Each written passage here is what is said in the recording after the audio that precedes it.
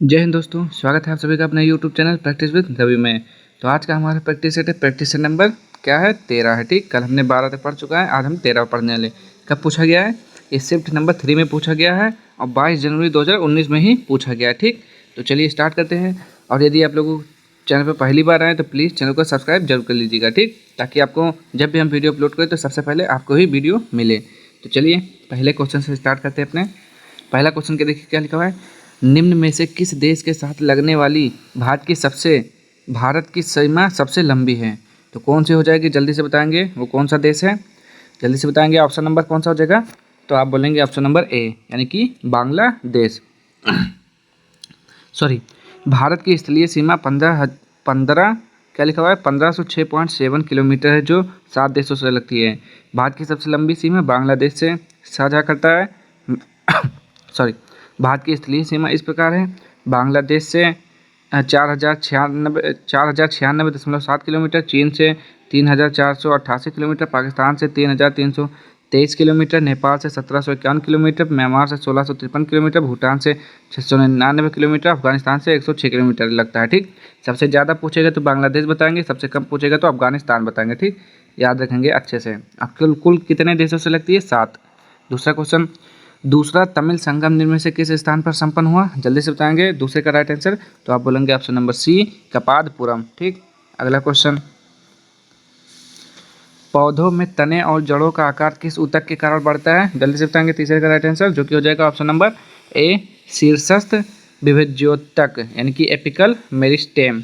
ठीक, चलिए अगला क्वेश्चन देखिए। Question number 4, Christ the Redeemer प्रतिमा किस देश में है? तो क्राइस्ट डी रीमर ये है कहाँ पर? ब्राज़ील में है। ठीक, कहाँ पर है?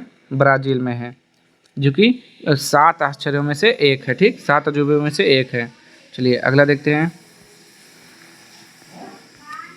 5वां देखिए, प्रत्येक उत्पादन भूमि, श्रम, भौतिक पूंजी और मानव पूंजी को मिलाकर संभव है कहलाते हैं। क्या कहलाते हैं? जल्दी से बताएंगे 5वें का राइट आंसर, जो कि हो जाएगा ऑप्शन नंबर सी, उत्पादक के घटक कहलाते हैं।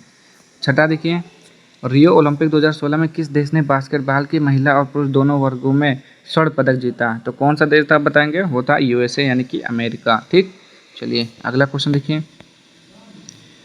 गुरु ग्रंथ साहिब का पवित्र ग्रंथ कौन सा है? तो गुरु ग्रंथ साहिब का पवित्र ग्रंथ है सिख। क्या हो जाएगा 7वें का राइट आंसर? तो आप बोलेंगे सिख हो जाएगा। ठीक, चलिए अगला क्वेश्चन 8वां देखेंगे। भारत में सार्वजनिक लोक लेखा समिति का गठन कब हुआ है? तो जल्दी से बताएंगे कब हुआ है, इसका राइट आंसर बता दीजिए जल्दी से। तो इसका राइट आंसर हो जाएगा ऑप्शन नंबर सी, यानी कि 1921 में हुआ। ठीक, चलिए अगला क्वेश्चन देखिए। क्वेश्चन नंबर 9, क्वेश्चन नंबर 9 देखिए क्या लिखा हुआ है। 1897 में रामकृष्ण मिशन की स्थापना किसने की थी?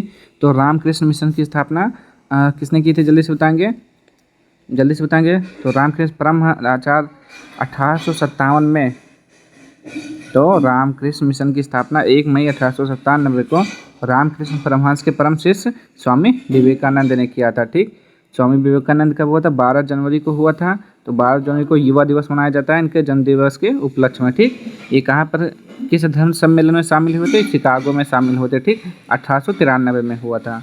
ये सब याद रखेंगे। और उनके बचपन का नाम क्या था? नरेंद्र दत्त था। ठीक, सारे पॉइंट अच्छे से याद रखेंगे। प्रधानमंत्री फसल बीमा योजना की शुरुआत किस वर्ष हुई? जल्दी से बताएंगे। तो 18 फरवरी 2016 में हुआ। ठीक, चलिए अगला क्वेश्चन देखते हैं।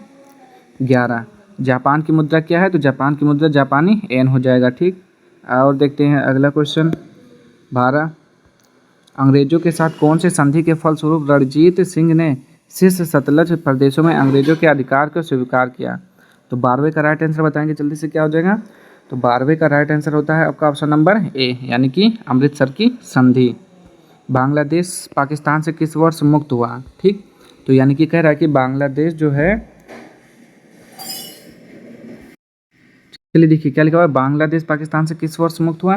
तो 13 का राइट आंसर हो जाएगा ऑप्शन नंबर सी, 1971 में। ठीक, चलिए अगला क्वेश्चन देखेंगे। पृथ्वी का द्रव्यमान कितना होता है? तो जल्दी से बताएंगे। पृथ्वी का द्रव्यमान होता है 14 का राइट आंसर 5.97 इंटू 10⁻24 किलोग्राम होता है। ठीक, अगला क्वेश्चन देखेंगे अब।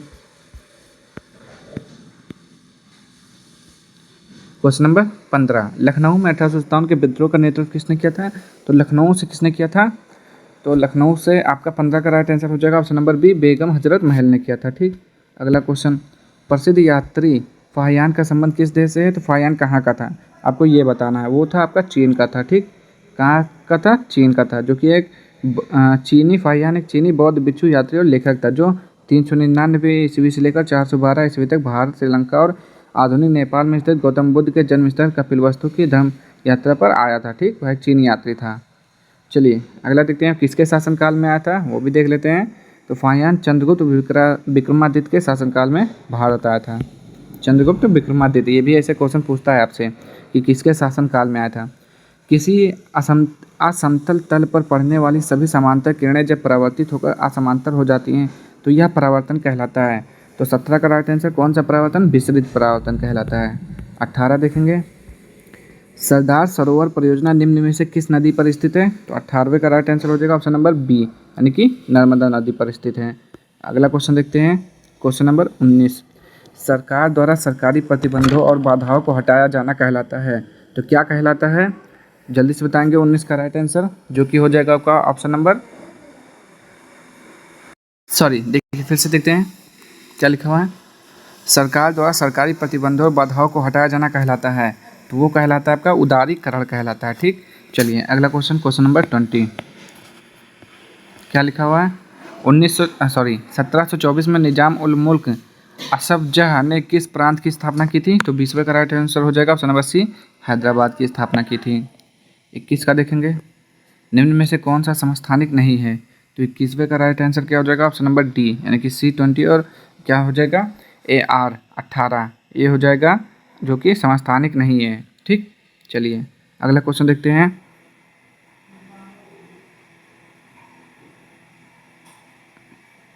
AR मतलब क्या होता है? Ca तो आपका कैल्शियम हो गया, AR हो गया आपका आर्गन होता है। ठीक, देख लेते हैं इसमें थोड़ा अच्छे से। कैल्शियम की परमाणु संख्या 20 दर्शाता है, जो कि कैल्शियम में प्रोटॉनों की संख्या 20 है। आर्गन की परमाणु संख्या 18, इसलिए इसमें प्रोटॉनों की संख्या 18। ऐसे तत्व जिनकी परमाणु संख्या अलग होती है लेकिन द्रव्यमान संख्या समान होती है उन्हें समभारिक कहते हैं, और ऐसे तत्व जिनकी परमाणु संख्या समान होती है लेकिन परमाणु द्रव्यमान भिन्न भिन्न होते हैं उन्हें समस्थानिक कहा जाता है। तो ये क्या है? ये समस्थानिक नहीं समभारिक है। ठीक, चलिए अगला क्वेश्चन देखिए, मनुष्य के लिए ध्वनि की श्रव्य सीमा कितना है? तो मनुष्य के लिए कितना हो जाएगा? 20 हर्ट्ज से 20,000 हर्ट्ज तक है। ठीक, ऑप्शन नंबर डी। तत्व की सबसे छोटी इकाई क्या कहलाती है? तो तत्व की सबसे छोटी इकाई आपको बताना है राइट आंसर, जो कि हो जाएगा किससे? परमाणु हो जाएगा। बताएंगे जल्दी से इसका राइट आंसर। तत्व की सबसे छोटी इकाई परमाणु होता है। ठीक, क्योंकि परमाणु से मिलकर छोटे छोटे परमाणु से मिलकर एक अणु का निर्माण होता है। 24 देखेंगे अब, national stock exchange of India limited की स्थापना किस वर्ष हुई? तो कब हुई थी आपको बताना है जल्दी से इसका राइट आंसर, जो कि हो जाएगा ऑप्शन नंबर डी, 1992। पहले राष्ट्रीय शीतकालीन खेल किस वर्ष आयोजित किए गए? तो 25वें का राइट आंसर बताना है, जो कि हो जाएगा ऑप्शन नंबर सी, 1996। ठीक, क्या हो जाएगा? 1996। अगला क्वेश्चन देखेंगे, संविधान के अनुसार लोकसभा में कितने सदस्य होते हैं?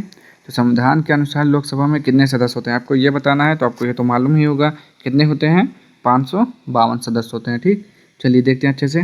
संविधान के अनुसार लोकसभा सदस्यों की अधिकतम संख्या 552 निर्धारित की गई है, जिसमें से 530 सदस्य राज्यों और 20 सदस्य केंद्र शासित प्रदेशों, 2 सदस्य आंग्ल भारतीय के प्रतिनिधि होते हैं। और वर्तमान में लोकसभा में कितने सदस्य हैं? 543। चलिए अगला क्वेश्चन देखते हैं अब। चलिए देखिए क्या लिखा हुआ है, सुधीरमन कप का संबंध किस खेल से है? तो सुधीरमन कप का संबंध किससे है? तो बैडमिंटन से है। ठीक, क्या हो जाएगा? ऑप्शन नंबर डी हो जाएगा। ठीक, चलिए अगला क्वेश्चन देखते हैं, कोयल और शांख नदियों के संगम को किस नाम से जाना जाता है? तो 28 का राइट आंसर बताना आपको, जल्दी से बताएंगे क्या हो जाएगा। तो इसका राइट आंसर होता है ऑप्शन नंबर डी, यानी कि ब्राह्मणी नदी को कहा जाता है। ठीक, के नाम से जाना जाता है। 29 देखेंगे, मेंस हॉकी एशिया कप 2017 निम्न में से किस देश ने जीता? तो 29 का राइट आंसर बताना, जो कि हो जाएगा ऑप्शन नंबर डी, भारत ने जीता। अगला देखते हैं 30, बैडमिंटन खेल में उनके योगदान के लिए निम्न में से किसे 2018 में लाइफ टाइम अचीवमेंट अवार्ड से सम्मानित किया गया? तो वो कौन थे आपको जल्दी से बताना है। तो वो थे आपके 30वें का राइट आंसर हो जाता है option number B, Prakash Padukone. अगला क्वेश्चन, प्रारंभ में सर्वोच्च न्यायालय के लिए निर्धारित जजों की संख्या कितनी थी, यानी कि प्रारंभ में कितनी थी, तो अच्छे से पढ़ते हैं इसको। वर्ष 1950 में स्थापना के समय सर्वोच्च न्यायालय के न्यायाधीशों की कुल संख्या 8 थी, ठीक, तो 8 आंसर हो गया। परंतु बाद में वर्ष 1956 में सर्वोच्च न्यायालय यानी कि न्यायाधीशों की संख्या अधिनियम 1956 के माध्यम से इसे 11 कर दिया गया। और वर्तमान में सर्वोच्च न्यायालय में न्यायाधीशों की कुल संख्या कितना है, 34 है, ठीक। जब आपसे पूछेगा वर्तमान में तो 34, प्रारंभ में पूछेगा तो 8, ठीक। पूछता है, दोनों क्वेश्चन पूछता है आपसे। पंचायती राज व्यवस्था का निर्माण किस संशोधन के द्वारा हुआ है, तो वर्ष 1993 में संविधान के 73वें संविधान संशोधन द्वारा पंचायती राज व्यवस्था को संवैधानिक मान्यता मिली। तो क्या हो जाएगा राइट आंसर, 73वें संविधान संशोधन। चलिए अगला क्वेश्चन। विलयनों से शुद्ध ठोसों को उनके क्रिस्टलों के रूप में पृथक करने की विधि कहलाती है, तो कौन सी विधि कहलाती है, जल्दी से बताएंगे। तो ये हो जाएगा आपका ऑप्शन नंबर डी, यानी कि क्रिस्टलीकरण कहलाती है, ठीक। अगला क्वेश्चन। मॉन्टेरियल शहर किस नदी के किनारे बसा हुआ है, तो क्या बोलेंगे आप, मॉन्टेरियल शहर किस नदी के किनारे बसा हुआ है, इसका राइट आंसर क्या हो जाता है, तो आप बोलेंगे option number B, Saint Lawrence हो जाएगा, ठीक। 35 का राइट आंसर। भारत में किसी राज्य का राज्यपाल बनने के लिए न्यूनतम आयु सीमा क्या होनी चाहिए, तो 35 का राइट आंसर क्या हो जाता है, ऑप्शन नंबर सी, यानी कि 35 वर्ष, ठीक। क्या हो जाएगा, 35 वर्ष। और क्या होना चाहिए, अनुच्छेद 153 के अनुसार भारत के प्रत्येक राज्य के लिए एक राज्यपाल होगा। एक व्यक्ति को 2 या 2 से अधिक राज्यों का राज्यपाल नियुक्त किया जा सकता है। भारत के संविधान के अनुच्छेद 157 और अनुच्छेद 158 राज्यपाल पद के लिए पात्रता आवश्यकताओं को निर्देश करते हैं, वे इस प्रकार हैं, ठीक। यानी कि आपको राज्यपाल बनने के लिए क्या क्या चाहिए योग्यता। भारत का नागरिक को पहला 35 वर्ष की आयु कम से कम पूरी हो चुकी हो। संसद के किसी भी सदन या राजमंडल विधान मंडल के किसी भी सदन का सदस्य ना हो, लाभ का कोई पद धारण ना करे, ठीक। तो ये सब योग्यताएं चाहिए, तभी आप राज्यपाल बन सकते हैं। झारखंड के निम्न में से किस नदी में जलोढ़ सोना पाया जाता है, तो कहाँ पे पाया जाता है, जल्दी से बताएंगे इसका राइट आंसर। तो वो हो जाएगा आपका ऑप्शन नंबर ए, स्वर्ण रेखा। कर्नाटक और आंध्र प्रदेश के अलावा झारखंड भारत में सोने का महत्वपूर्ण उत्पादक है, ठीक। और झारखंड में जलोढ़ और देसी सोना दोनों हैं। चलिए अगला देखते हैं। साजी थॉमस, जिन्हें 2014 में अर्जुन अवार्ड से सम्मानित किया गया, निम्न में से किस खेल से संबंधित है, तो 37 का राइट आंसर क्या हो जाएगा, ऑप्शन नंबर बी, नौकायान हो जाएगा, ठीक। 38 देखेंगे क्या हो जाएगा इसका आंसर। राज्य की कार्यकारी शक्तियाँ किसके पास होती हैं, तो राज्य की जो कार्यकारी शक्तियाँ होती हैं वो होती हैं आपके, कौन सा देख लीजिए, उच्च न्यायालय, मुख्यमंत्री, विधानसभा सदस्य या फिर राज्यपाल। तो आप क्या बोलेंगे, राज्यपाल के पास होती हैं, ठीक। ऑप्शन नंबर डी बिल्कुल सही है। अगला क्वेश्चन 39, लोकसभा का संसद सदस्य बनने के लिए न्यूनतम आयु सीमा क्या है। अब आपको बताना है लोकसभा का संसद सदस्य बनने के लिए न्यूनतम आयु सीमा कितनी होनी चाहिए। तो देखिए, लोकसभा का संसद सदस्य बनने के लिए न्यूनतम आयु सीमा 25 वर्ष, जबकि राज्यसभा का बनने के लिए 30 वर्ष चाहिए। तो लोकसभा का 25 वर्ष राइट आंसर हो जाएगा, ठीक। और राज्यसभा के लिए 30 वर्ष आपका आयु होना चाहिए। अगला देखिए, पीर पंजाल और जो धौलाधार पर्वतमालाएँ का हिस्सा है, किसका हिस्सा है, जल्दी से बताएंगे इसका राइट आंसर 40 का, जो कि हो जाएगा ऑप्शन नंबर डी, निम्न हिमालय क्षेत्र का हिस्सा है, ठीक। अगला क्वेश्चन, समानता के आधार पर भेदभाव पर प्रतिबंध भारतीय संविधान के किस मौलिक अधिकार के तहत आता है, तो किस मौलिक तहत के अंतर्गत आता है, तो हो जाएगा ऑप्शन नंबर डी, समानता का अधिकार। चलिए अगला क्वेश्चन देखिए, निम्न में से कौन सी फसल रोप कर उगाई जाती है, तो कौन सी फसल रोप कर उगाई जाती है, तो देखिए रोप कर उगाई जाने वाली फसलें कौन कौन सी है, जैसे चाय है, कॉफ़ी है, गन्ना है, काजू है, रबर, केला और कपास, यानी कि उपरोक्त तो सभी हो जाएगा, ठीक। चलिए अगला क्वेश्चन देखते हैं, क्वेश्चन नंबर 43, निम्न में से कौन सा एक ग्रह दक्षिणावर्त घूमता है, तो दक्षिणावर्त कौन सा घूमता है, चलिए अच्छे से देखते हैं। अरुण हमारे सौरमंडल में सूर्य से 7वां ग्रह है, व्यास के आधार पर यह सौरमंडल का तीसरा बड़ा और द्रव्यमान के आधार पर चौथा बड़ा ग्रह है। देखिए अरुण अपने अक्ष पर लगभग पूरी तरह लेटा हुआ है और दक्षिणावर्त दिशा में घूमता है। तो इस ग्रह की खोज विलियम हर्शल ने किया था, तो इसका राइट आंसर हो जाएगा अरुण, ठीक। अगला क्वेश्चन देखते हैं 44, 44, भारतीय स्वतंत्रता संग्राम की पहली सामूहिक हड़ताल कौन सी थी, तो जल्दी से बताएंगे कौन सी सामूहिक हड़ताल थी, तो वो हो जाएगा आपका राइट आंसर, जल्दी से बताएंगे। तो इसका राइट आंसर हो जाता है आपका ऑप्शन नंबर ए, रॉलेट सत्याग्रह 1919 में जो आया था। किस समिति को बजट में शामिल अनुमानों के निरीक्षण और सार्वजनिक व्यय की अर्थव्यवस्थाओं पर सुझाव देने का उत्तरदायित्व सौंपा गया था। तो 45 का राइट आंसर हो जाता है आपका ऑप्शन नंबर बी, प्राक्कलन समिति। 46 देखेंगे, अमृता शेरगिल डैश क्षेत्र की मशहूर शख्सियत हैं। तो इसका 46 का राइट आंसर क्या हो जाएगा, ऑप्शन नंबर ए हो जाएगा, यानी कि चित्रकला हो जाएगा। ठीक, अगला क्वेश्चन 47, निम्न में से कौन सा भारतीय संसद का स्थायी सदन है।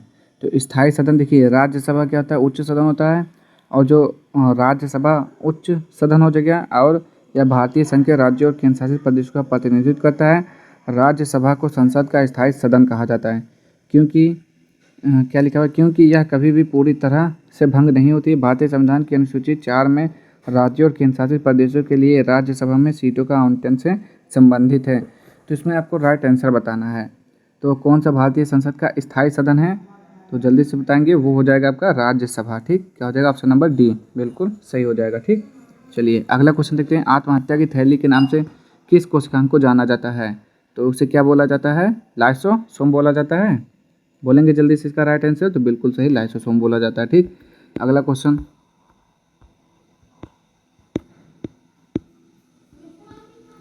वह संपत्ति जो ऋण प्राप्तकर्ता के पास होती है और जिसे वह ऋण दाता की गारंटी के रूप में तब तक उपयोग करता है जब तक ऋण चुका न दिया जाए, कहलाती है। तो वह कौन सा कहलाती है, आनुषंगिक संविदा। ठीक, अगला क्वेश्चन चलिए अगला क्वेश्चन देखिए, अंतरास्रावी ग्रंथियों से स्रावित होते हैं। तो क्या स्रावित होते हैं, जल्दी से बताएंगे। तो हार्मोन्स का स्राव होता है। ठीक, किससे, हार्मोन्स का स्राव होता है। तो ये थे आपके पूरे 50 क्वेश्चन। ठीक, क्या थे, 50 क्वेश्चन, तो जो कि पूरा कंप्लीट हो चुका है। ठीक, अब आपको बताना है कि आपको ने 50 में से कितने सॉल्व किए हैं। और अगर आपको वीडियो पसंद आता है तो प्लीज़ चैनल को सब्सक्राइब जरूर कर दीजिएगा। ठीक, मिलते हैं नेक्स्ट वीडियो में अगले प्रैक्टिस सेट के साथ। तब तक के लिए जय हिंद, जय भारत।